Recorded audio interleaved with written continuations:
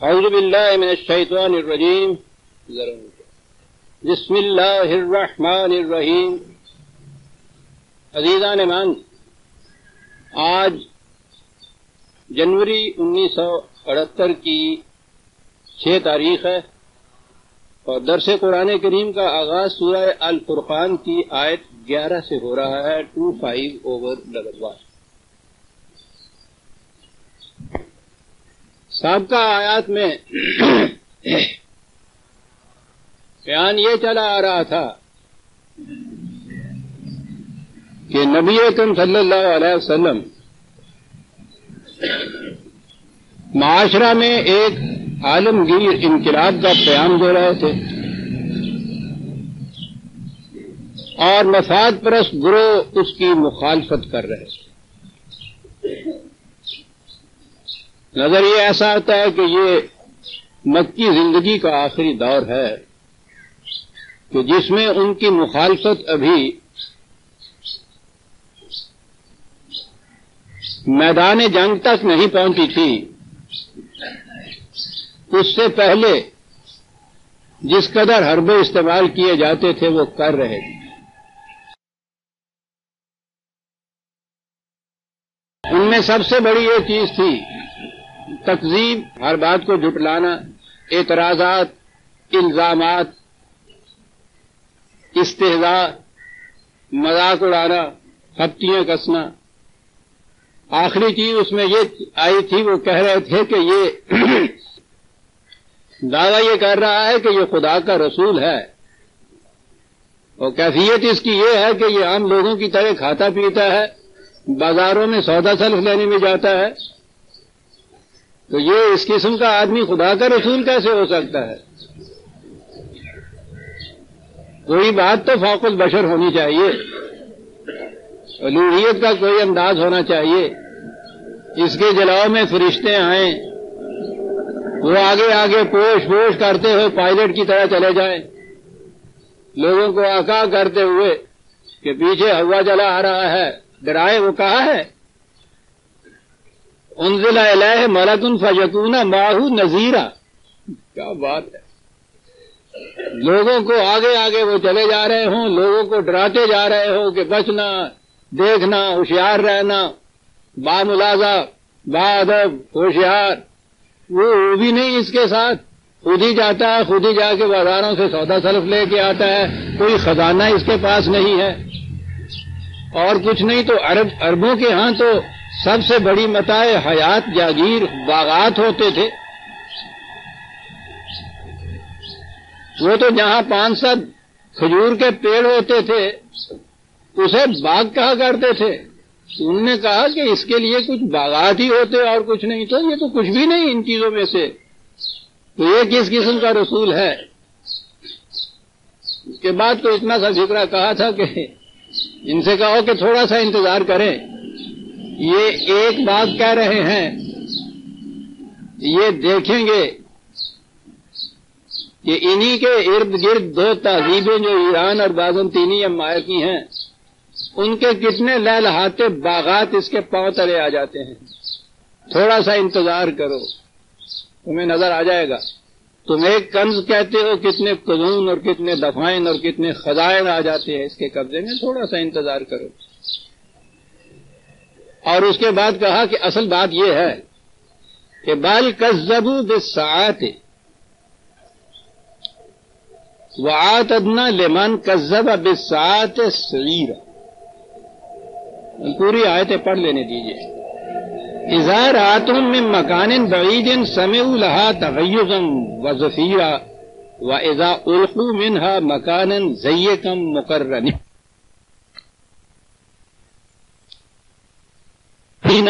دعوا هنالك ثبورا لا تدعوا اليوم ثبورا واحدا وادعوا ثبورا كثيرا. عجیب آیات آ گئی. کہا اصل بات یہ ہے کہ یہ الساعات کی تکذیب کرتے ہیں. وہی الفاظ میں نے دوہرا دیے. جھٹلاتے ہیں، کہتے ہیں یہ غلط بات ہے، ایسا نہیں ہو سکے گا. تکذیب کرتے ہیں. لفظ آ گیا الساعات، ساعت کی تکذیب کرتے ہیں. اور آگے یہ ہے کہ جب ساتھ آئے گی تو پھر انہیں پتہ چلے گا کہ ہوتی وہ کیا ہے، سچ بن کر بھی سامنے آ جائے گی اور یہ چیزیں بھی انہیں نظر آ جائیں گی. دور سے ہی اس کی آواز سنیں گے تو معلوم ہو جائے گا کہ وہ کس قدر ہوش ربا چیز ہے. اور جب اس کے اندر گھر جائیں گے تو یہ دیکھیں گے کہ زنجیریں پہنائی ہوئی کوٹھڑیوں کے اندر بند کیے ہوئے چیختے چلاتے، اور اس وقت وہاں یہ ایک تباہی کو آواز دیں گے اور ان سے کہا جائے گا کہ ایک تباہی نہیں، بہت سی تباہی ہیں جن کو آواز دو تم. یہ ملخص ہے ان آیات کا. بات ہے الساعت کی کہ الساعت کی تکذیب کرتے ہیں. ہمارے ہاں تو جب دین نے مذہب کی شکل اختیار کی تو قرآن کریم کی یہ جو اصطلاحات تھیں، قیامت، ساعت وغیرہ، ان سب کے متعلق، یا مکافات عمل، انسانی اعمال کے نتائج کے ظہور، یہ سب کچھ ہم نے مرنے کے بعد کی جو قیامت ہے اس پر اٹھا رکھا. یہ سب کچھ وہاں ہوگا، اس لیے کہ یہاں تو پھر مذہب میں تو کسی جو بھی مذہبی امور ہوتے ہیں، اعمال ہوتے ہیں، رسوم ادا کی جاتی ہیں، پرستش کی جاتی ہے، عبادت کی جاتی ہے، اس کا کوئی مری نتیجہ یہاں تو سامنے آتا ہی نہیں. تو اعتراض اس پہ یہ ہوتا ہے کہ یہ سب کچھ تم کراتے ہو، کرتے بھی ہو، بے نتیجہ. جواب یہ ہوتا ہے کہ نہیں، یہ بے نتیجہ نہیں ہے. نتیجہ اس کا ضرور نکلے گا، اس دنیا میں نہیں نکلے گا، آخرت میں جا کے نتیجہ نکلے گا. اب اس کو تو کوئی جھٹلا ہی نہیں سکتا، نہ ویریفائی کر سکتا ہے. اس کے لیے تو آپ کو صرف ایک عقیدے کی ضرورت ہے کہ وہاں جا کے نکلے. تو یہاں تو کچھ نہیں. یہاں جب دن بدن حالت غیر سے غیر ہوتی گئی، پستیاں اور ذلتیں اس قوم پہ مسلط ہوتی گئیں، تو کہہ دیا کہ خدا اپنے نیک بندوں کو آزماتا رہتا ہے. چلیے، تو اب اس چیز سے ہی کہ ہم ذلیل خوار ہو گئے، ایک ذہنی سیٹسفیکشن ہو گئی کہ ہم خدا کے مقبول اور محبوب بندے بنتے چلے جا رہے ہیں. یوں اطمینان دلا لی. کہا گیا کہ یہ دنیا جو ہے یہ مفاد پرستوں کے لیے ہے، باطل پرستوں کے لیے، کفار کے لیے، ملحدین کے لیے، فاسق و فاجر کے لیے، بس قیامت میں جنت سب تمہارے لیے. یہ چند دن کی بات ہے، انہیں یہ کچھ کر لینے دیجئے، بس آخرت میں یہ سب جہنم میں جائیں گے اور تم سب جنت میں چلے جاؤ. یہ ایک عقیدہ ہے، یہ ٹھیک ہے، مرنے کے بعد کی زندگی برحق ہے، اس پہ ہمارا ایمان ہے. لیکن قرآن کریم اقوام کے اعمال کے لیے ظہور نتائج کا وقت مرنے کے بعد قیامت کا حشر کا دہاڑا ہی نہیں مانتا. وہ اس دنیا کے اندر ان کے نتائج کو سامنے لاتا ہے، اور یہی ہے وہ کسوٹی جس سے یہ چیز پرکھی جا سکتی ہے کہ ہمارے کام خدا کے پروگرام کے مطابق ہیں یا ان کے خلاف جاتے ہیں. اگر ان کا نتیجہ وہ نہیں ہے کہ جو خود خدا نے بتا دیا ہے تو ہم کھڑے ہو جائیں گے اور کہیں گے کہ یہ خدا کی منشا کے مطابق نہیں ہو رہا. ٹیسٹ ہو جائے گا، کسوٹی پہ کسا جائے گا. یہ معیار ہے پرکھنے کا، سچ اور جھوٹ کے، غلط اور صحیح کے، حق اور باطل کے. یہاں پتہ لگنا چاہیے کہ یہ جو سوال مجھے دیا تھا انہوں نے، اس کے بعد جو بچے نے سوال نکالا ہے اس کا جواب صحیح نکلا ہے یا نہیں نکلا. جواب پیچھے ہونا چاہیے اس کتاب کے، ورنہ کہہ جانا کہ تم سوال نکالتے چلے جاؤ، جواب کے لیے تم جب فیل ہو جاؤ گے اس کے بعد بتایا جائے گا. قرآن یہاں بتاتا ہے اور اسی کے مطابق اس کی اصطلاحات کا مفہوم متعین کرنا چاہیے قرآن سے. قیامت ذہن میں مفہوم ہی آتا ہے کہ مرنے کے بعد جب مردے اٹھائے جائیں گے اور وہاں کو وہ حشر کے میدان میں جو کچھ ہوگا، قیامت کا مفہوم ہی یہ ذہن میں آتا ہے، دوسرا آتا ہی نہیں ہے. اور قرآن سے پوچھیے تو وہ کہتا ہے ٹھیک ہے، وہ تو مردوں کا جینا ہے. اسی دنیا کے اندر ایک انقلاب آتا ہے، اور یہ آج تو اسے ہم ریولوشن کہتے ہیں، آپ اندازہ لگائیے اس قوم کا جو میں بار بار کہا کرتا ہوں کہ حضرت ابراہیم علیہ السلام کی اولاد میں سے حضرت اسحاق کی اولاد بنی اسرائیل تو شوکت داؤدی اور سطوت سلیمانی کی مالک بنی، ملک عظیم کی مالک بنی، اور حضرت اسماعیل علیہ السلام کی قوم وادی غیر ذی زرع میں بسی. یہ ان 1000 سالوں میں کیا کرتی رہی؟ یہ ایک زبان بناتی رہی کہ جو متحمل ہو سکتی تھی قرآن کے حقائق. خود سختیاں انہوں نے برداشت کی. وادی غیر ذی زرع جہاں کھانے کو کچھ نہیں ملتا ہے، یہ وہیں رہے. سامنے نظر آتا تھا وہ چچے اور چچا کے بیٹے، اتنی بڑی حکومتیں، اتنی بڑی مملکتیں ان کے پاس، اور یہ اس طرح سے اس وادی غیر ذی زرع میں زندگی بسر کر رہے ہیں. لیکن معلوم کچھ ایسا ہوتا ہے کہ فطرت کا ایک پروگرام تھا ان کے لیے متعین، یہ اس پروگرام میں لگے رہے. ساری دنیا سے کٹ آف، اور زبان وہ بنا دی ہے کہ جس کی نظیر دنیا میں جس کی نظیر نہیں ہے. بڑے بڑے مستشرق جو عربی زبان کے بڑے فاضل ہیں وہ اعتراف کرتے ہیں کہ جو زبان نزول قرآن کے وقت میں ان عربوں نے بنا دی تھی، دنیا کی کوئی زبان اس کا مقابلہ نہیں کر سکتی، وسط میں بھی، گہرائیوں میں بھی، بلندیوں میں بھی. اب اس کی یہ مثال دیکھ لیجیے. قیام کا لفظ ہمیں معلوم ہے، وہ بھی بولتے تھے کھڑے ہونا، ٹھیک ہے. اب میں اگر اسی لفظ کے اندر چلا جاؤں، ان کی خصوصیات بتایا ہوئے تو پورا درس چاہیے اس کے لیے. وہی قاف میم تو ہے.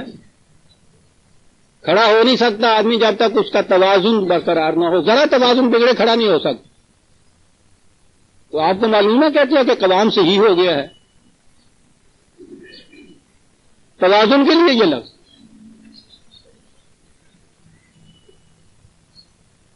کھڑے ہو جانا قیام آ گیا اس میں کہ توازن ہو تو کھڑا ہو سکتا ہے. پہلی شرط تو یہی ہوئی، اسی مادے کے اندر لفظ موجود ہے.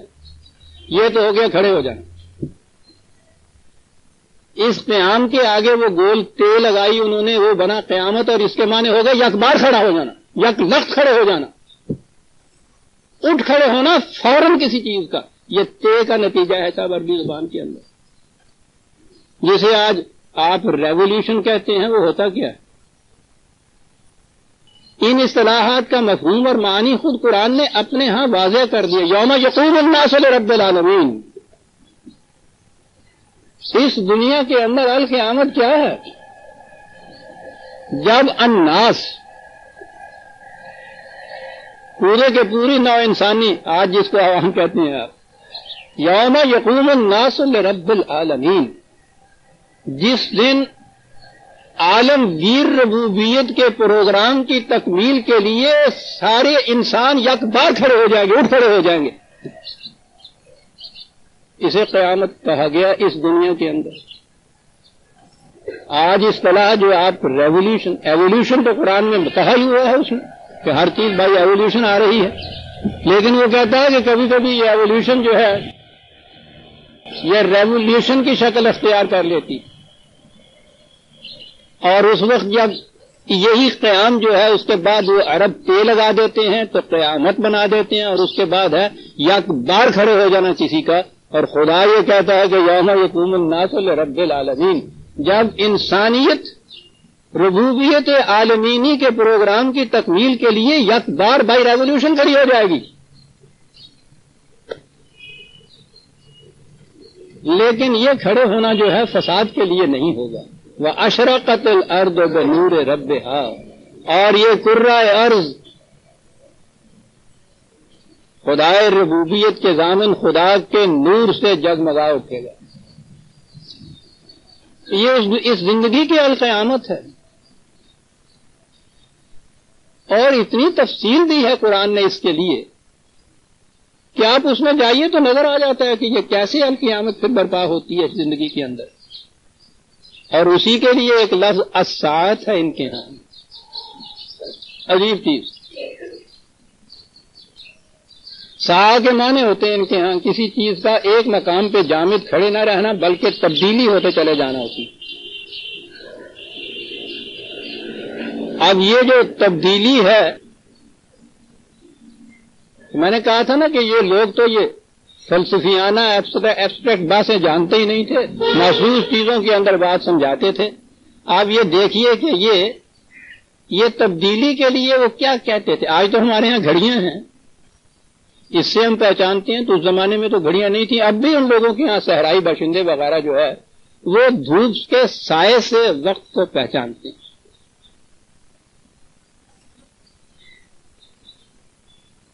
اور اس کی تجربے سے ان کو اتنی مشق ہو جاتی ہے، جیسے راتوں کو ستاروں سے وہ وقت پہچانتے ہیں، دن کے وقت وہ دھوپ سے وقت پہچانتے ہیں۔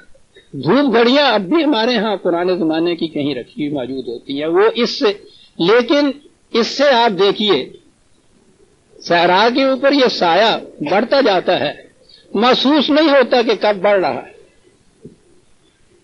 آج بھی اگر آپ کی گھڑی کی منٹ کی سوئی جو ہے وہ اس میں سے غائب ہو جائے، سیکنڈ کی ہو ہی نہ اور منٹ کی ہو جائے غائب، آپ رکھیے سامنے اس گھڑی کو، 1 سے 2، 2 سے 3، 3 سے 4، تو اس میں وہ چلتی جائے گی، کبھی محسوس نہیں ہوگا کہ یہ گھنٹے کی سوئی چل کیسے رہی ہے۔ یہ جو اس طرح سے سایہ بڑھتا تھا جس میں محسوس ہی نہ ہو، یہ بھی ایک تبدیلی تھی۔ لیکن وہی سا کے بعد جب ساعت کہتے تھے تو اس کے معنی ہے کہ اس قسم کی تبدیلی کا یک بار ہی ہو جانا۔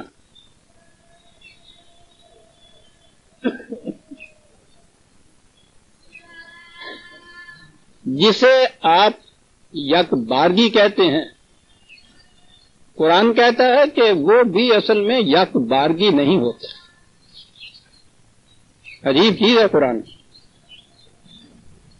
وہ کہتا ہے کہ پہلے وہ غیر محسوس طور پر اس کے امکانات جو ہے وہ غیر محسوس طور پر آتے رہتے ہیں، پتہ نہیں چلتا انسان کو، وہی دھوپ گھڑی کی طرح جو صحرا میں چل رہی ہوتی ہے، پتہ نہیں چلتا۔ ایک وقت آ جاتا ہے جب اس میں میچورٹی آ جاتی ہے، وہ پختگی پیدا ہوتی ہے، تو وہ اس کی نمود ہو جاتی ہے۔ عام نگاہیں کہتی ہیں کہ یک بارگی یہ ہو گیا، حالانکہ اس کا جو طریق عمل یا پروگرام تھا بہت پہلے سے شروع ہوا تھا۔ جس وقت یہ اس قسم کا عمل تبدیلی کا محسوس شکل میں نمود کی صورت اختیار کر لے، یوں سامنے آ جائے، وہ اس کو الساعت کہتے تھے، اسے وہ ساعت کہتے تھے۔ قرآن نے اس پہ الف لام لگایا، دین ڈیفینٹ بنایا اس کو۔ اب یہ قرآنی انقلاب جو ہے اس کے لیے الساعت آ گئی۔ آئیے قرآن سے ذرا سمجھیں کہ الساعت پھر وہ کسے کہتا تھا۔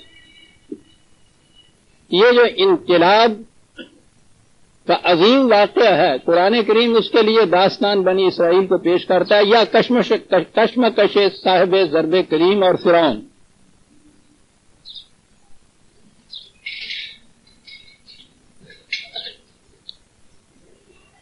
بڑی تفصیل سے قرآن سے بیان کرتے۔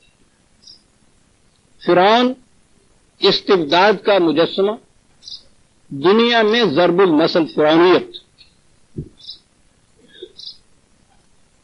استبداد کی ایک شکل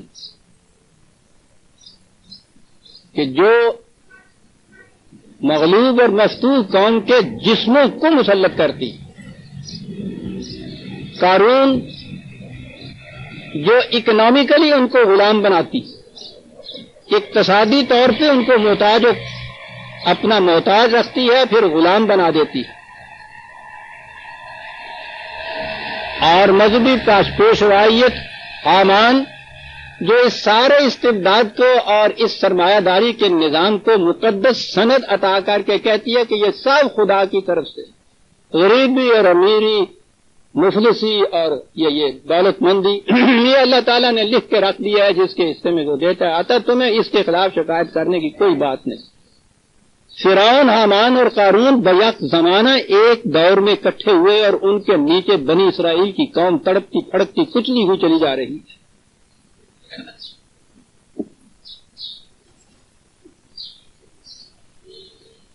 آپ دیکھتے ہیں کس قسم کا تقابل وہ کر رہا ہے۔ حضرت موسیٰ علیہ السلام، جسے کہتے ہیں آگ لینے کو گئے تھے، پیمبری مل گئی تھی، وہاں جب ان سے آپ سے کہا گیا کہ جاؤ فرعون کی طرف، نو تو وہ حدود فراموش ہوتا چلا جا رہا ہے، وہ پانی ساحلوں کے اندر گھرا ہوا نہیں رہا، اس نے ساحلوں کو توڑ دیا، سیلاب بن رہا ہے، بستیاں تباہ ہو جاتی۔ جاؤ فرعون کی طرف، روکو اسے اس سے۔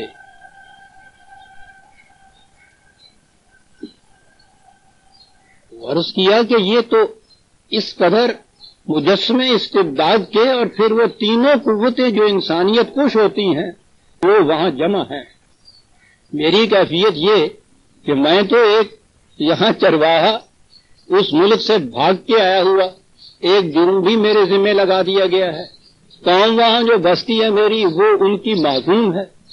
اس نے استبداد سے کیا یہ ہے کہ اس قوم کے اندر جتنے بھی کوئی سرکردہ اسے نظر آتے تھے، یذبحون ابناء قوم کو اس نے ذبح کر دیا ہوا، کچل کے رکھ دیا ہے، ابھرنے نہیں دیتا کسی ایک کو بھی۔ جو باقی رکھے ہوئے ہیں ان کو ان کے اندر اس قدر اس قسم کی نسائیت کی صفتیں پیدا کر دی ہوئی ہیں کہ وہاں جوہر مردان کی رہا ہی نہیں اس قوم کے اندر۔ اسے مجھے آپ اس کی طرف بھیج رہے ہیں کہ اس ساز و جراق کے ساتھ میں ایک تبدیلی پیدا کروں، انقلاب پیدا کروں، الٹ کے رکھ دوں۔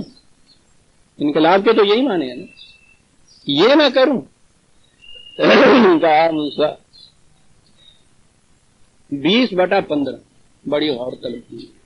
ان الساعۃ آتیۃ، الساعۃ میں کہہ رہا تھا قرآن سے سمجھیے معنی، دیکھا الساعۃ ہے، کہاں آیا ہے یہ الساعۃ؟ موسیٰ الساعۃ کی گھڑی آ گئی۔ یہیں سے یہ نظر آتا تھا کہ وہ کچھ ہو رہا تھا، تو اب اس کا وقت آ گیا ہے۔ الساعۃ کی گھڑی آ رہی ہے۔ آگے ہے اکاد اخفیہا، یہ اس سے پیشتر غیر مری انویزیبل طور پہ کچھ اندر ہی اندر ہو رہا تھا۔ غور کیجیے عزیزان مان، یعنی قرآن کس طرح سے یہ بات سمجھاتا ہے کہ جسے نظر بظاہر یہ دیکھا جاتا ہے کہ یک بارگی ایک چیز ہو گئی ہے، وہ یک بارگی نہیں ہو رہی ہوتی، پہلے وہ نگاہوں سے پنہا ہوتی ہے۔ کہا الساعۃ جو ہے اس کے نمود کا وقت آ گیا ہے۔ اکاد اخفیہا، وہ چلی تو آ رہی تھی ایک عرصے سے، لیکن غیر محسوس طور پر اندر ہی اندر وہ ایک لاوا پک رہا تھا۔ اب ہمارا پروگرام یہ ہے کہ اس کو بے نقاب کر دیں، بس یہ ہے جو کچھ، وہ محسوس طور پہ سامنے آ جائے گی، یہ ہو جائے گا۔ بات دوسری طرف نکل جائے گی، لیکن کیا کروں، آیت کے 2 لفظ آگے بھی تو ہیں۔ کاہے کے لیے یہ انقلاب ہوگا، اور یہاں ہی پتہ چل دیا اس نے کہ فساد اور انقلاب میں فرق کیا ہوتا ہے۔ فساد میں بھی تو ایک جو نظام ہوتا ہے اس کو بدلا جاتا ہے، کھیڑا جاتا ہے، لیکن وہ کاہے کے لیے کھیڑا جاتا ہے؟ اور یہ جو تبدیلی انقلاب آتی ہے ان ہاتھوں سے جو خدا کے پروگرام کی تکمیل کے لیے وجود میں آتے ہیں، جسے قرآن نے کہا ہے کہ ایمان اور اعمال صالحہ کے نتیجے میں یہ انقلاب آتا ہے، اس سے کیا ہوتا ہے؟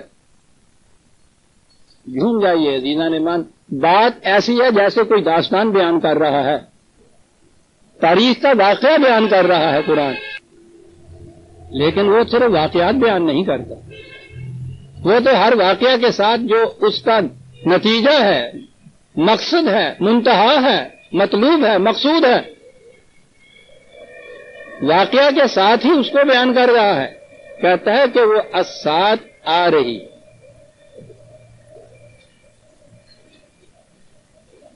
بات یوں چلی آ رہی ہے، بڑی عجیب غیر بات۔ کاہے کے لیے ہم چاہتے ہیں کہ یہ انقلاب آ جائے، ساتھ نمود ہو جائے۔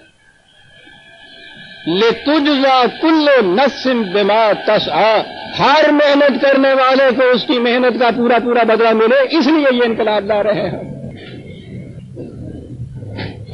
تو بات یہ ہو رہی تھی کہ الساعۃ کا لفظ جو ہے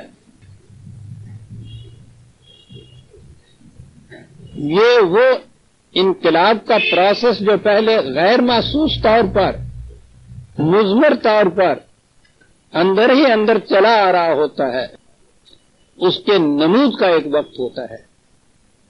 ہم کہتے ہیں کہ یہ فوراً ہو گیا، وہ فوراً وہ یہی بات جیسے میں نے عرض کیا ہے کہ وہ جو تیل لگا کے فوراً بنا دیتے ہیں، اصل میں تو وہ جو پروسیس ہوتا ہے پہلے سے چلا آ رہا ہوتا ہے۔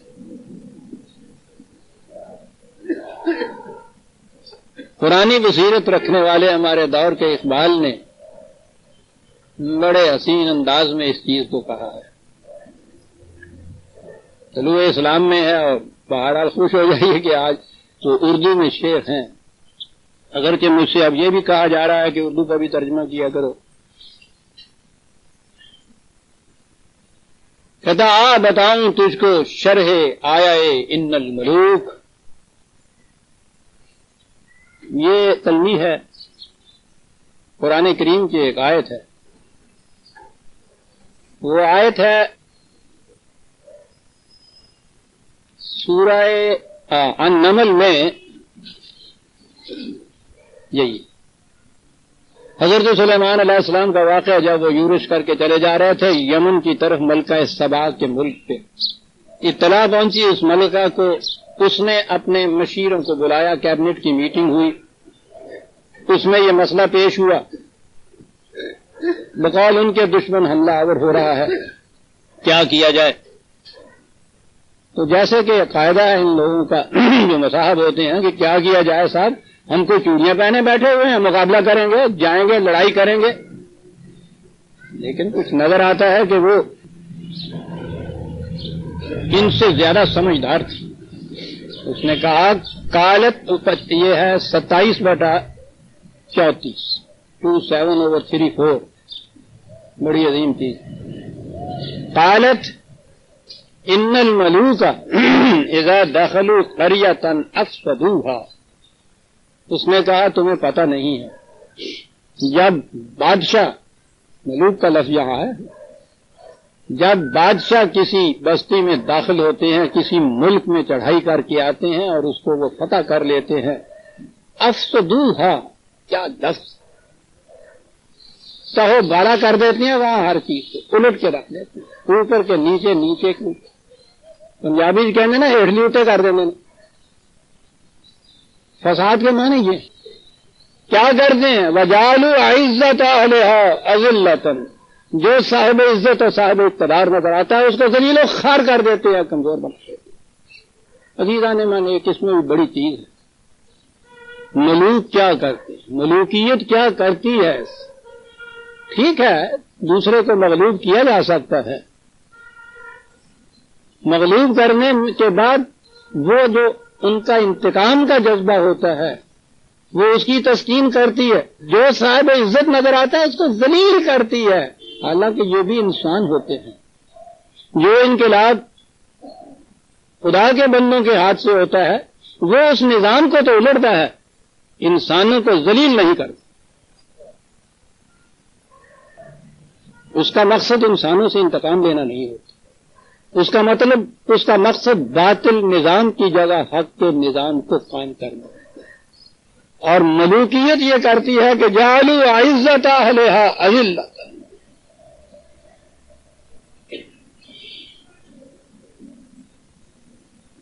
وہ ارباب عزت و اقتدار کو ذلیل کرتا ہے، کمزور کر دیتا ہے۔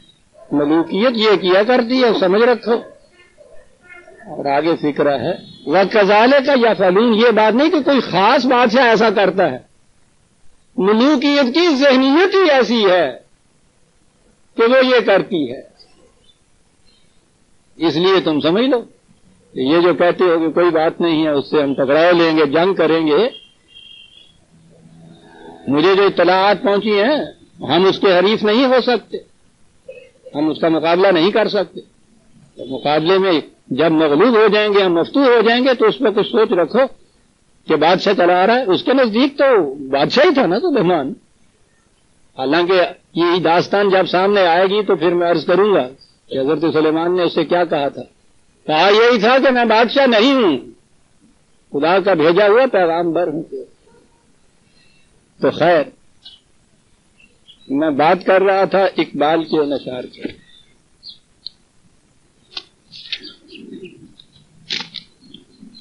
بتاؤں تجھ کو شرح آیا ان الملوک، تو اب دیکھ لیا نا کہ کس آیت کی یہ شرح بیان کر رہا ہے، یہی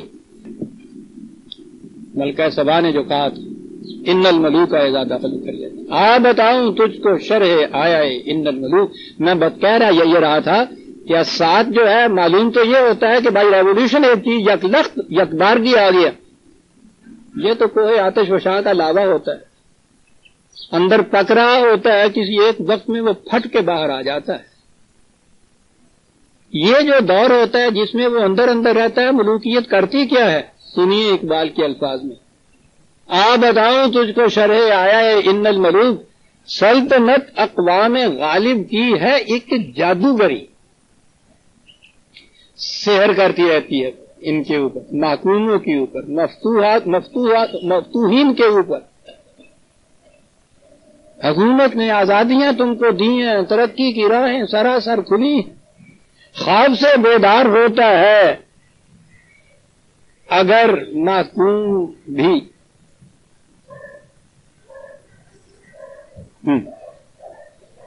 تو پھر سنا دیتی ہے اس کو حکمراں کی ساحری، اور اس کی مثال ہے جادو محمود کی تاثیر سے چشم ایاز، دیکھتی ہے حلقہ گردن میں ساز دلبری۔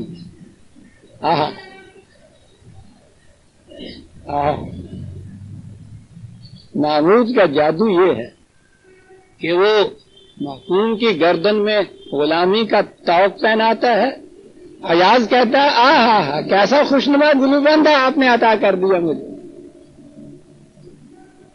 جادو محمود کی تاثیر سے چشم ایاز، دیکھتی ہے حلقہ گردن میں ساز دل بری، کہتا ہے یہ کچھ تو اندر اندر ہوتا رہتا ہے ساحری۔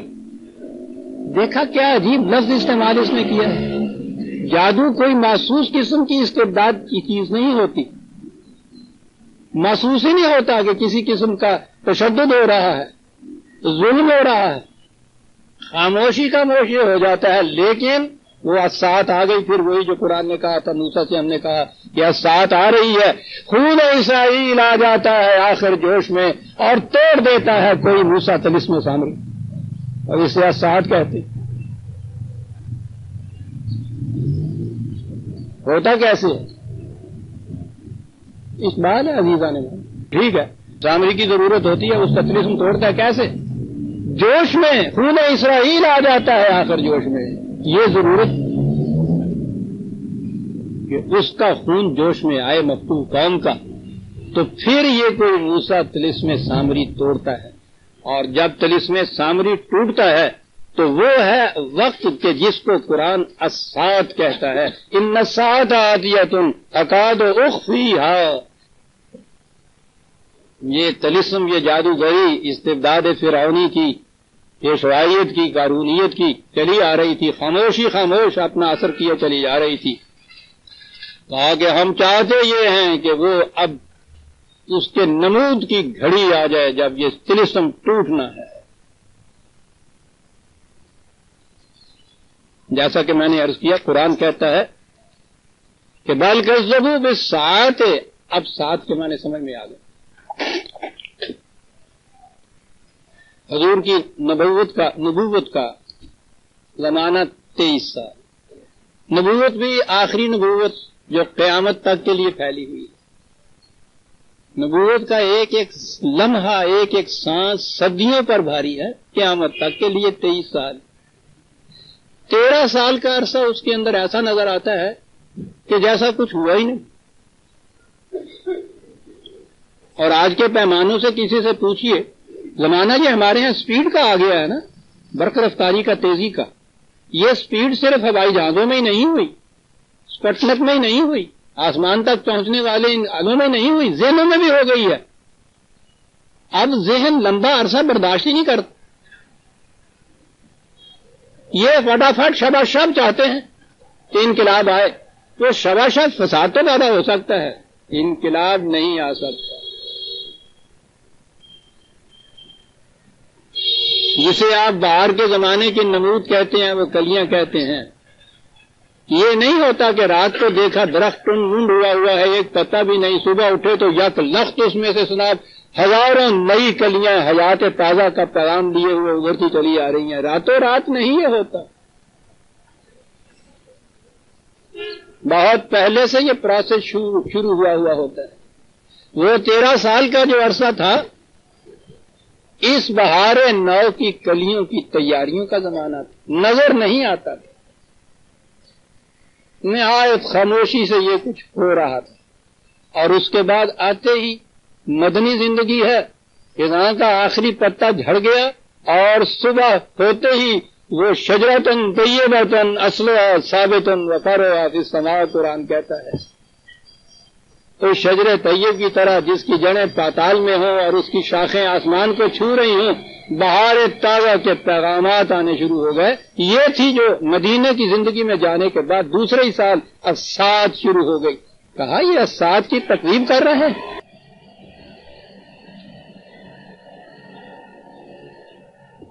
مکی زندگی میں ایک طرف یہ مختصر سی جماعت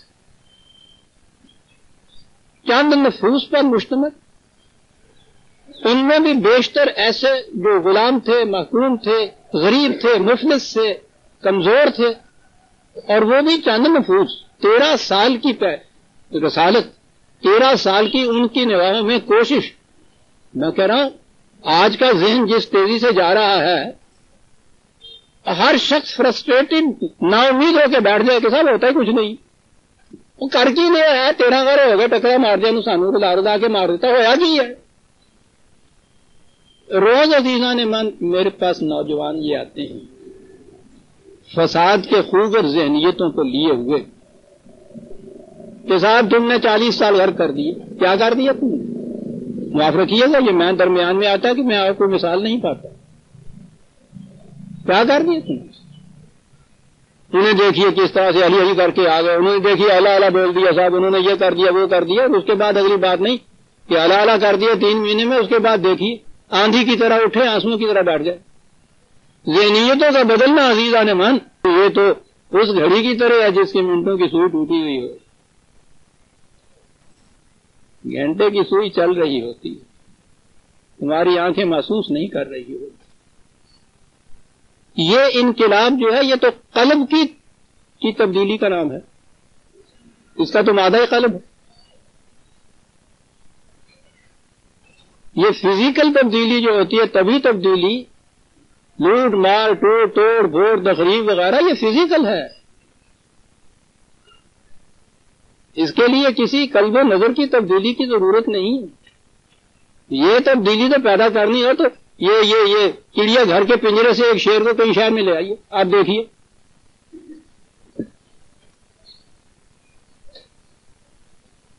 لیکن قلب و نگاہ کی تبدیلی تو میں نے عرض کیا ہے،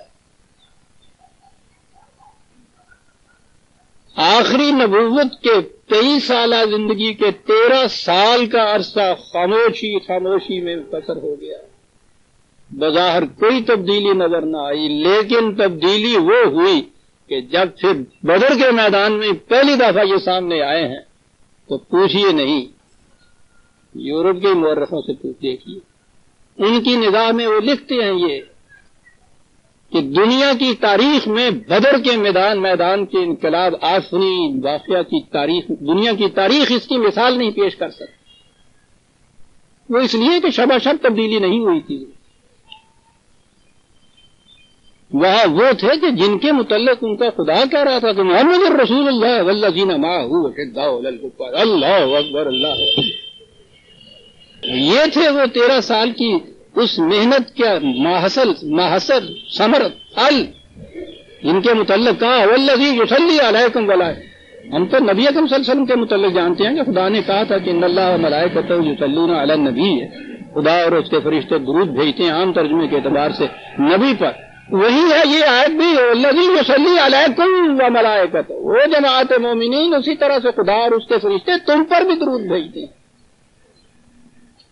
13 سال کی اس غیر محسوس محنت نے عزیزان من یہ نفوس پیدا کیے تھے کہ خدا اور اس کے فرشتے درود بھیج رہے تھے ان کے اوپر بدر کے میدان کی شاہانہ چیزیں دیکھ کے.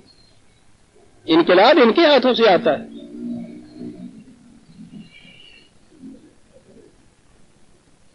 مکی زندگی کا آخری دور ہے، مذاق اڑا رہے ہیں، وہ استہزاء ہے.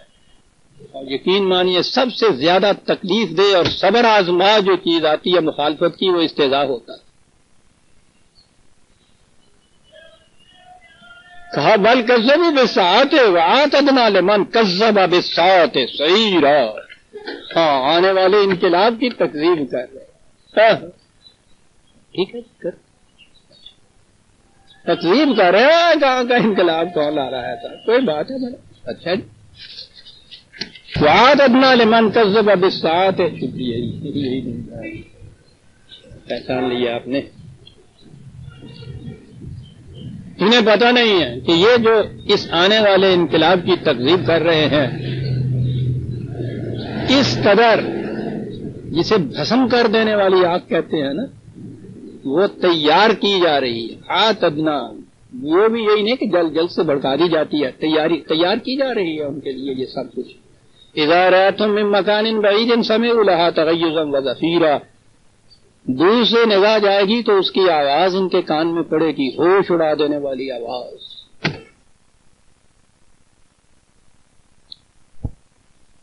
پڑے گی ہوش اڑا دینے والی آواز.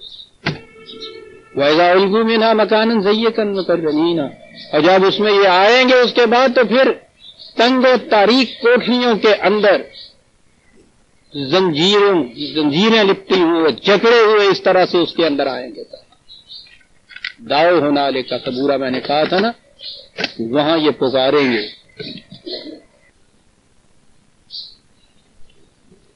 ہلاکت اور تباہی کو پکاریں گے. اب میں نے عرض کیا نا کہ ہمارے ہاں تو وہ جو پرانی تفسیر چلی آتی ہے، یہ تو قیامت اور یہ سارا نقشہ کہتے ہیں جہنم میں جا کر ہوگا. عزیزان من، یہ یہاں کی جنگ تھی، یہیں وہ ٹکراؤ ہونے والا تھا سامنے. اس ٹکراؤ کے نتیجے میں یہ جو یہی دشمن جو قیدی بن کے آنے والے تھے، یہ ان کی کیفیت ہو رہی. یہ ایسے یہ قریش کے سر کر جن کی نخوت اور تکبر کی یہ کیفیت تھی کہ بدر کے میدان میں ابو جہل کو جب ایک لڑکا تھا نوعمر، وہ اسے چھاتی پہ بیٹھا اور اس کا گلا کاٹنے لگا تو اس نے یہ کہا کہ یہ ذرا نیچے سے یہاں سے یہ گلا کاٹو. تو اس نے کہا کہ یہاں سے تو آسانی سے کٹ جاتا ہے، تکلیف بھی نہیں ہوتی، یہاں تو ہڈیاں بھی ہیں، یہ کچھ کہنے لگے کچھ بھی ہے، نیچے سے ذرا کاٹو. تو کہنے لگا بتاؤ تو صحیح کہ کاہے کے لیے؟ کہنے لگے کہ ان کے ہاں یہ رسم تھی کہ جنگ کے بعد یہ جو کٹے ہوئے سر تھے ان کو نیزوں کے اوپر اٹھا کے تو جلوس نکالا کرتے تھے. کہا کہ جب یہ اس کے بعد کٹے ہوئے سروں کا جلوس نکلے گا نا تو ابو جہل کا سر باقیوں کے مقابلے میں 3 انچ اونچا ہوگا. ان کی کیفیت یہ تھی اس قریش کی. قرآن کہتا ہے کہ جن کی یہ تکبر اور فخر کا یہ عالم ہے، تو کل دیکھے گا کہ کس طرح سے تمہارے سامنے یہ سر موجود، ان کے سر خاک کے اوپر وہاں رکھے ہوئے ہیں. انہیں معلوم نہیں ہے ساتھ کیا ہے اور کیا تیاری اس کی ہو رہی ہے. یہ عزیزان من یہی کی ساتھ وہ نمودار ہوئی، اس کے نتائج سامنے آئے اور یوں دنیا نے دیکھ لیا کہ حق کیسے غالب آتا ہے، باطل کیسے مغلوب ہوتا ہے. مغلوب کی بات ہے تو میں نے عرض کیا کہ یہ خود مغلوب ہونا جو ہے وہ بجائے خیش ایک جہنم کی سزا ہے. دیکھیے، یاد آ گیا مجھے بدر کے میدان کے واقعہ ہے جس میں قرآن یہ بیان کرتے ہوئے یہ بتا رہا ہے کہ یہ جہنم کیا ہے جو آنے والی ہے.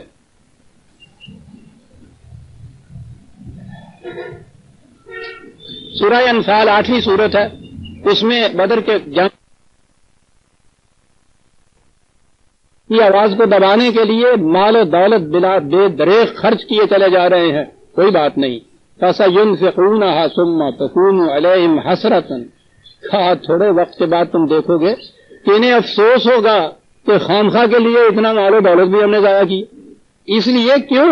ثُمَّ يُغْلَبُونَ، یہ مغلوب ہوں گے اس جنگ کے اندر. یہ لفظ آپ دیکھ لیجئے جسے ہم مغلوب کہتے ہیں، مفتوح کہتے ہیں. اور اس کے بعد ہے والذین کفروا الی جہنم یحشرون، اور یہ ہے وہ پھر جہنم کی طرف ہانک کے لے جائے جائیں گے. مغلوب اور محکوم تو اس دنیا میں جہنم میں ہوتا ہے عزیزان مان. یہ یہاں کے جہنم کا ذکر ہو رہا ہے. آپ کو معلوم ہے کہ قرآن کریم نے یہ ریفرنس سیدھی 8/36 8/36 قرآن کریم نے جہنم کے دروازوں کے متعلق بتایا. بڑی تفصیل ہے اس کی.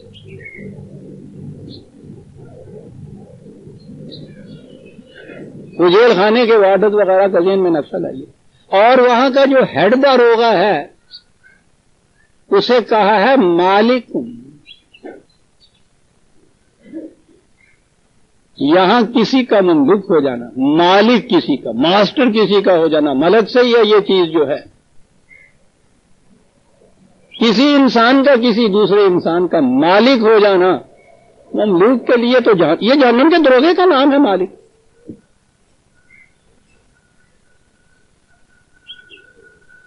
اور یہی ہے نا وہ جہنم کا دروغہ جس کے متعلق کہا کہ وہ اس سے کہیں گے کہ اور بابا تو ہی خدا سے کہو کہ اس عذاب سے تو اچھا ہے کہ ہمیں موت دے دے.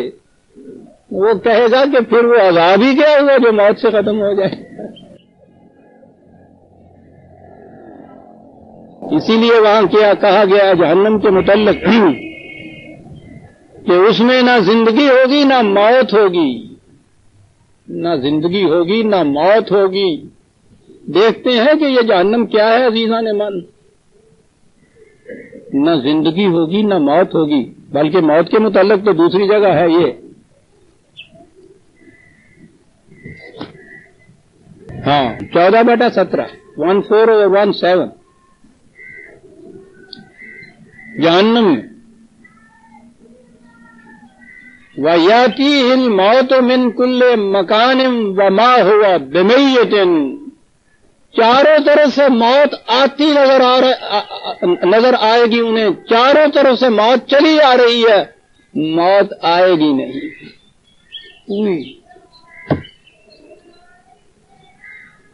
عذاب کی شکلیں آپ دیکھیے جو قرآن بیان کر رہا ہے. چاروں طرف سے موت آتی دکھائی دے گی لیکن انہیں موت آئے گی بھی نہیں. مغلوب اور مفتوح کی جہنم یہ ہے عزیزان من جو قرآن بتا رہا ہے. معقولیت سے بڑھ کے دوزخ اور جہنم اور کیا ہوتا. جہاں سب سے پہلی چیز کہی تھی نا کہ صاحب عزت کو ذلیل کیا جاتا ہے. اس قسم کا تصدیہ اس کے اندر ہوتا ہے کہ وہ دعائیں مانگتے ہیں، درخواستیں پیش کر رہے ہیں ہیڈ وارڈر کے پاس، مالک کے پاس، یا سپرنٹینڈنٹ جیل کہہ لیجئے کہ خدا سے کہیے کہ ہمارا خاتمہ کر دے. اس قدر مفتوح اور مغلوب کی یہ کیفیت ہے. ضروری نہیں کہ وہ سچ مچ کے جیل خانے کی بند کوٹڑی میں ہو. معقول قوم کے لیے تو پورا ملک جیل خانہ ہو جاتا ہے.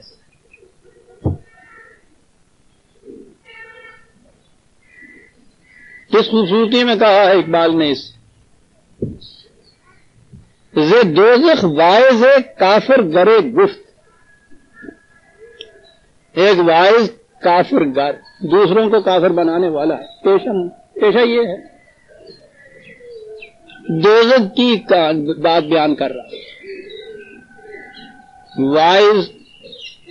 واعظ کافر گرے، ایک لفظ میں یہ بھی کمال کر جاتا ہے. دوسروں کو کافر بنانے والا تو پھر اپنے آپ کو مومن بناتا ہے نا. دوزخ کے متعلق باتیں کر رہا تھا تو سنیے آپ جا کے پھر دوزخ کے متعلق کیا باتیں کر رہا ہے. کہتا ہے عجیب عجیب بڑی دلچسپ باتیں کر رہا ہے. حدیث خوشتر از غیر کافر گفت. ایک کافر جو سچ میں کافر تھا اس نے اس سے بھی زیادہ دلچسپ بات کہی. اس نے کیا بات کہی؟ کہا ندانت آن غلام احوال خود رہا. یہ شخص جو غلامی کی زندگی بسر کر رہا ہے کم وقت اپنے متعلق کچھ نہیں جانتا کہ دوزخ را مقام دیگرے گفت. دوزخ کو دوسروں کا مقام بتا رہا ہے، اپنے متعلق اتنا بھی نہیں جانتا. آہا ہا حدیث خوش تراز ہوا کافر گفت. پھر سن لیجیے آپ زیادہ لذت لیں گے جب مانے سامنے آ گئے کہ اسے دوزخ واعظ کافر گرے گفت. واحد کافر گر دوزخ کی باتیں کر رہا تھا. حدیث خوش طراز ہے کافر گفت. جو سچ مچ کافر تھا اس نے اس سے بھی زیادہ دلچسپ بات سنائی، اور وہ دلچسپ بات یہ تھی کہ نداند آ غلام نداند آ غلام احوال خود را، کہ دوزخ را مقام دیگر گفت. یہ ہے عزیزان من وہ اسات اور وہ جہنم جس کا ذکر قرآن یہاں کر رہا ہے. بل کذبوا بالساعۃ، یہ تکذیب کرتے ہیں الساعۃ کی، جسے ہم کہتے ہیں کہ آنے والا انقلاب ہے. وہ کہا ان سے پوچھو کہ یہ کیفیت جو ہمیں انہیں بتائی ہے وہ اچھی ہے. قل اذالک خیر ام جنت الخلد التی وعد المتقون، یہ زندگی بہتر ہے یا وہ زندگی کے جو متقیوں کے متعلق ہم بتا رہے ہیں، جس کا وعدہ کر رہے ہیں کہ انہیں اس کے بعد وہ زندگی میسر ہوگی. ان سے کہیے کہ یہ زندگی بہتر ہے یا وہ زندگی بہتر ہے. کانت لہم جزاء و مسیرہ، اور وہ زندگی بیشتر فی سبیل اللہ، ہم ہست نہیں، اللہ واسطے نہیں ملے گی، بخشیش کے طور پر نہیں ملے گی. ہم تو ایسی گداگری ہماری فطرت کے اندر گویا حلول کر چکی ہوئی ہے کہ ہر وقت ہم بخشش مانگتے رہتے ہیں. خدا سے بھی سب سے بڑی چیز یہی مانگتے ہیں اللہ بخش دے، یعنی اللہ واسطے دے دے کچھ. تو کہتا ہے کہ یہ جنت اللہ واسطے نہیں ملا کرتی.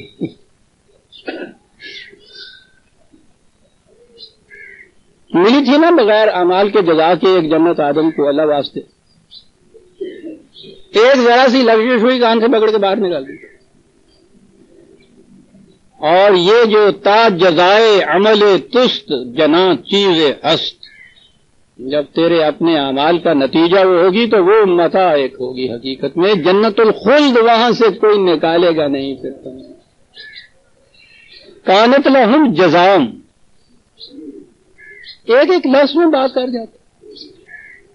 متقین کی جنت کہی تو ذہن میں شاید ان کے آیا کہ بھائی ٹھیک ہے لا الہ الا اللہ محمد رسول اللہ پڑھا، ان کے حلقے میں داخل ہو گئے تو جدھر اے لنگے ٹکٹاں دے کے بیٹے بھی نال تر گئے اندر. کہا جزال کانت لہم جزان، ایک لفظ میں صاحب. اعجاز یہ ہے اسلوب بیان کا عزیزان من کہ بظاہر یہاں نہ بھی یہ آتا تو ہمارے آپ کے نقطۂ نگاہ سے کچھ حرج واقعہ نہیں ہوتا، لیکن اس نے تو مقصد پہ نگاہ رکھی ہے. کانت لہم جزان اور اگلا لفظ مسیرہ. عام ترجمہ ہمارے میں نے گزارش کی ہے نا یہ کہ سب سے بڑا ظلم ہم پہ یا قرآن پہ یہ ہوا اس کے ترجمے ہونے لگ گئے. جیسا میں نے پہلے بھی عرض کیا تھا قرآن کے الفاظ کا تو عربی زبان میں بھی مرادف کوئی نہیں ملتا. یہ جائے کہ دوسری زبانوں میں اس کے ترجمے ہو جائیں، اور وہ جو ہے انا للہ و انا الیہ راجعون، ہم خدا سے خدا کی طرف پھر جائیں گے. و مسیرن جس کو اس کا ترجمہ بھی کرتے ہیں کہ ہم پھر وہیں جانے والے ہیں. تو بس وہی چیز ہے کہ وہاں سے ہم آئے تھے، یہاں آ کے پھنس گئے اس دلدل میں، اور یہاں سے کسی طرح چھٹکارا ہوگا تو پھر وہیں چلے جائیں گے، ایز یو ور ہو جائیں گے. لو یہ سارا چکر جو ہے یہ سلسلہ رشد و ہدایت، انسانوں کا یہاں آنا، حق و باطل کی تمیز، اتنی جانکا مشقتیں، یہ سارا کو کاہے کے لیے کہ جیسے پہلے تھے ویسے پھر ہو جائے. مینا سزت کو دائرہ. قرآن تو ارتقائی منازل بتا رہا. زندگی اولی جو رسومے سے ارتقائی منازل طے کرتی ہوئی پیکر انسانیت میں پہنچی، یہ ایک ان کی یوں سمجھیے کہ طبی ارتقاء تھا. اب اس کے بعد اس کی انسان کی ذات کا ارتقاء شروع ہوتا ہے، آگے بڑھتا ہے، تدریجاً اگلی منزلیں طے کرتا ہے. یہ مرنے کے بعد کی زندگی اس زندگی سے اگلی منزل ہے ارتقاء کی، اونچی بلند منزل اس سے آگے کی، اور اس طرح سے آہستہ آہستہ کسی ایک مقام کے اوپر پہنچنا ہے. وہ جو میں نے پچھلی دفعہ کہا کہ تقدیر کے معنی ڈیسٹینیشن ہے، جسے ڈیسٹنی کہا گیا انگریزی میں، کسی چیز کا وہاں پہنچ جانا جو اس کا منتہا ہے، جو اس کا آخری مقصود ہے. اسے فلسفے میں کہتے ہیں کسی بیکمنگ کا بینگ ہو جانا.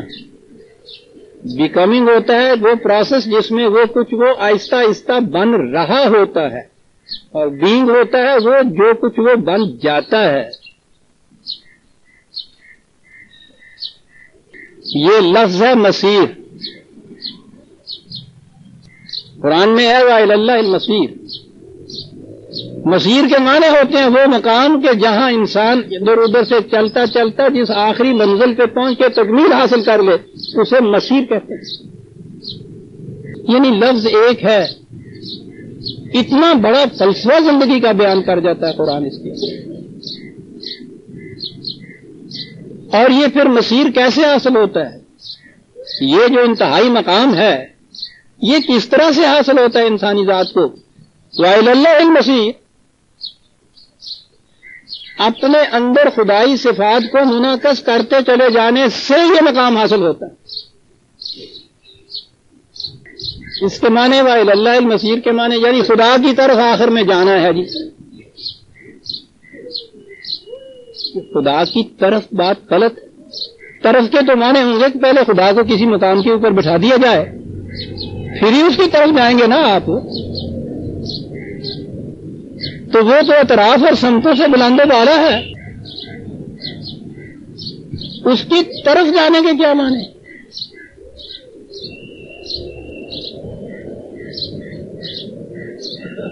عام الفاظ میں یوں کہیے کہ بحد بشریت خدا کی صفات کو اپنے اندر عدول کرتے چلے جانا، منعکس کرتے جانا. اگر چھوٹے پیمانے پہ کہیے تو انسان کا اپنے حد بشریت میں خدا بنتے جانا. خدا نہیں بن سکتا، میرا مطلب یہی ہے. خدائی صفات کو اپنے اندر منعکس کرتے چلے جانا آہستہ آہستہ تاکہ وہ آخری منزل جہاں تک یہ پہنچ سکتا ہے. یہ وہ چیز ہے جو قرآن کریم کے متعلق یہ شخص کہہ گیا ہے، اور اس سے آگے کیا اور کہے گا کوئی. پوچھا یہ گیا کہ قرآن کرتا کیا ہے؟ وہ کہتا کہ آنچ حق می خواہد آ سازت ترا. جیسا خدا چاہتا ہے کہ تو بن جائے قرآن تجھے ویسا بنا دیتا ہے. یہ ہے وہ مسیرہ، وہ آخری منزل کہ جیسا خدا چاہتا ہے کہ تو بن جائے، جہاں پہنچ کے تو ویسا بن جائے گا. یہ ہے جنت. خدائی صفات کا اپنے اندر منعکس کرتے جانا کیا ہوتا ہے؟ سب سے بلند ترین صفت خدا کی جس میں کوئی دوسرا شریک نہیں ہے، اختیار و ارادہ ہے. باقی تمام صفات اس کے نیچے رہتی ہیں. اور اللہ تعالی نے اس کائنات میں اس کا ارادہ اور اختیار تو لامحدود ہے. اس کائنات میں اپنی مخلوق میں ایک حد تک یہ اپنی صفت خصوصیت جو تھی اختیار و ارادہ کی، ایک حد تک یہ انسان کو دی. یہ صاحب اختیار و ارادہ ہے. کائنات کی کسی دوسرے شے کو اختیار و ارادہ نہیں دیا گیا، اسے دیا گیا. فمن شاء فلیؤمن فمن شاء فلیکفر. ہم نے حق بھیج دیا ہے دنیا میں اس کی طرف، ان میں سے جس کا جی چاہے اسے قبول کرو، جس کا جی چاہے اس سے انکار کر دے. بڑی چیز ہے. اور یہ جو انسانی ذات کا نشو و نما پانا ہے، خدائی صفات جسے میں نے کہا ہے اپنے اندر منعکس کرتے چلے جانا ہے، سب سے بڑی چیز جو ہے اس میں اختیار کی وسعتیں ہیں. اس کا اختیار بڑھتا چلا جاتا ہے. جتنا زیادہ یہ خدا کی مانند ہوتا جاتا ہے، سب سے پہلی صفت جو ہے اختیار و ارادے کی، وہ بڑھتا چلا جاتا ہے اس کا اختیار و ارادہ. اور یہ مقام جو کہا ہے جنت اور مسیر، اس کی خصوصیت یہ بتائی ہے کہ لہم فیہا ما یشاء. کہ یہ وہ کیفیت ہے، مقام نہیں میں کہتا، جنت مقام تو نہیں، وہ تو کیفیت. یہ وہ کیفیت ہے، زندگی کی وہ ارتقائی حالت ہے کہ جس میں یہ جو چاہے یہ ہو جائے گا. کیا بات ہے. لہم فیہا ما یشاء. کتنی بڑی چیز ہے عزیزان. اس حد تک بڑھے گا ان کا اختیار ہو رہا ہے. لیکن اس میں بھی قرآن منفرد ہے. پہلی چیز تو اس میں یہ لے لیجئے، دو باتیں جو ہیں ان کو واضح کرنا ضروری ہے. ذہن میں خیال پیدا ہوتا ہے جب کہا جائے کہ جو چاہو گے ہو جائے گا، جو مانگو گے ملے گا، تو پھر تو یہ ہوتا ہے نا کہ وہ یہ سارے آم خوریوں کی چیزیں جتنی ہیں جو چاہو گے ہو جائے گا، تو پھر تو یہاں تو یہی سیاپا ہے جس کو ہم کہتے ہیں. یہاں کا صاحب اختیار جو ہے وہ یہ کہتا ہے کہ صاحب اس میں کوئی قانون نہیں، کوئی آئین نہیں، کوئی کانسٹیٹیوشن نہیں، کوئی لا نہیں، کچھ نہیں، جو ہماری مرضی ہوگا. اس کو تو بدترین قسم کا استبداد کہتے ہیں. تو کیا وہاں یہ مستبد قسم کے ڈکٹیٹر کٹھے ہو جائیں گے؟ ایک ڈکٹیٹر مان نہیں جنت میں جہنم بنا دینا ہے، تو اس جنت سے جو سارے ڈکٹیٹر کٹھے ہو گئے پھر پتہ نہیں پھر اللہ میاں تو انہوں نے فرشتوں کو کتنے تھان لگے. قرآن ہے عزیزان مان، لہم فی ما یشاء کہا ہے کہ جو یہ چاہیں گے ہوگا. کہا یہ ہوں گے کون؟ کہا وہ یہ ہوں گے کہ وما تشاءون الا ان یشاء اللہ، وہ چاہیں گے ہی وہی کہ جو ان کا خدا چاہے گا.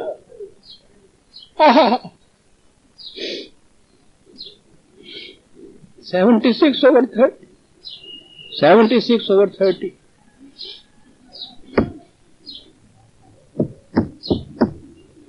یہ وہ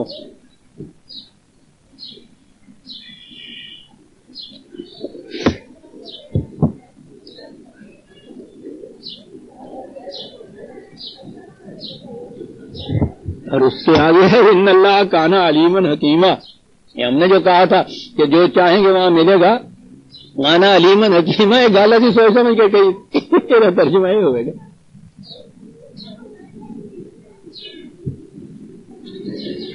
ہاں لہم ما یشاء. نہیں، ایک بات اور بڑی خوبصورت کہی. کہا یہ ٹھیک ہے کہ وہاں جو یہ مانگیں گے ملے گا، جو چاہیں گے وہ ہوگا. اور اس کے بعد کہا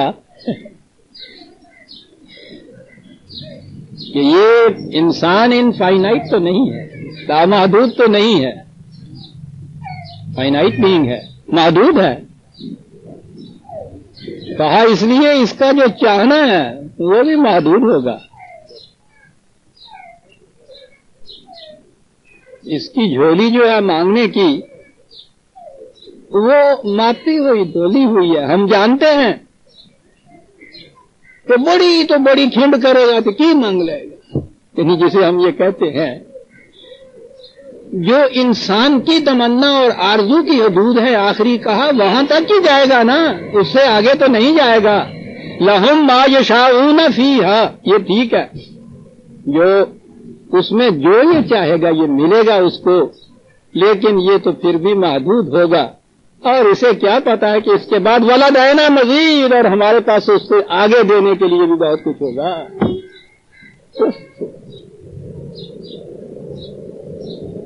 دینے والا ایسا ہونا چاہیے کہ ہماری مانگ کی جو انتہا ہے وہ تو کہتا ہے وہ تو ہوتی جائے گی، ہمارے پاس اس سے آگے بھی دینے کے لیے کچھ اور ہوگا. اس کے معنی یہ ہے کہ جس منزل کو یہ اپنی آخری منزل سمجھے گا وہ بھی آخری منزل نہیں ہوگی، اپنے ذہن میں یہ سمجھ لے گا اس سے آگے اور منزلیں ہوگی، ستاروں سے آگے جہاں اور بھی ہے، حویش کی انتہا اور خالدون ما یشاءون. اور ایک لفظ آیا ہے نعمائے جنت کا ذکر کرنے کے بعد، کہا کہ حسنت مرتفقاً 18/31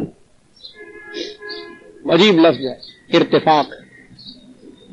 کہا یہ ساری جتنی بھی نعمات تم دیکھ رہے ہو وہ گنائی گئی ہیں، اور بڑا تذکرہ ہے اس میں کہ یہ ہوگا اور وہ ہوگا، یعنی انتہا ہے انسانی خواہشوں کی، آرزوؤں کی، تمنا کی، تصورات کی. کہتا یہ سارا کچھ جو ہے،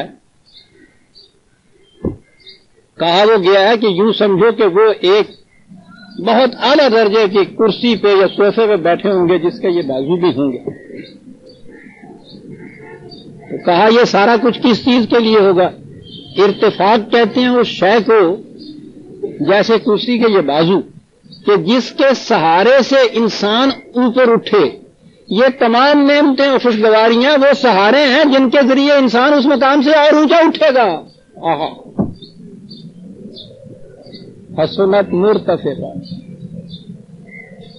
یہ منتہا نہیں ہے، یہ بھی ذریعہ ہے اور بلند ہونے کا. جنت بھی آخری مقام نہیں ہے زندگی کے ارتقائی منازل میں. قرآن نے اس لیے کہا ہے کہ وہاں مومنین کی ہیڈ لائٹ، ان کے پیشانی کا نور ان کے اگلے راستے روشن کرتا چلا جائے گا. اسی لیے وہاں کی نوبات کو اس نے ارتفاقات کہا ہے، مرتفقن کہا ہے، جس کے سہارے سے انسان اوپر اٹھ جائے. خالدین وہاں سے نکالے گا کوئی نہیں.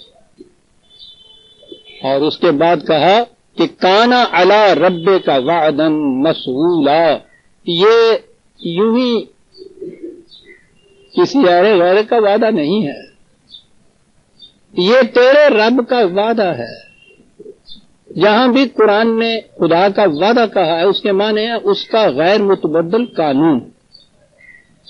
خدا اپنے وعدے کی خلاف نہیں کرتا، اس کے معنی ہے لن تجد اللہ لسنت اللہ تبدیلا. خدا کے قانون میں جو کچھ اس نے کہا ہے یوں کہیے، اس میں کبھی تبدیلی نہیں آتی، اس کے خلاف نہیں ہوتا. تو پہلی چیز یہ کہی کانا علی رب کا وعدہ، یہ وعدہ ہے تیرے خدا کا، یہ قانون ہے. اور اگلا لفظ ہے عزیزان من، میں تو جب اس پہ آیا ہوں تو پوچھ ہی نہیں کیفیت میری کیا رہی تھی.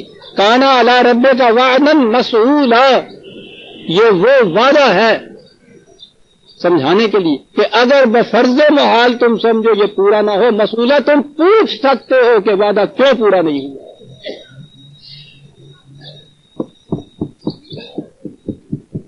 میں نے عرض کیا تھا عزیزان من، ایک ہی چیز قرآن سے اگر خدا کا تصور متعین کر لیا جائے سب کچھ سمجھ میں آ جاتا ہے. وعدہ ہے، قانون ہے، غیر متبدل ایسا ہے.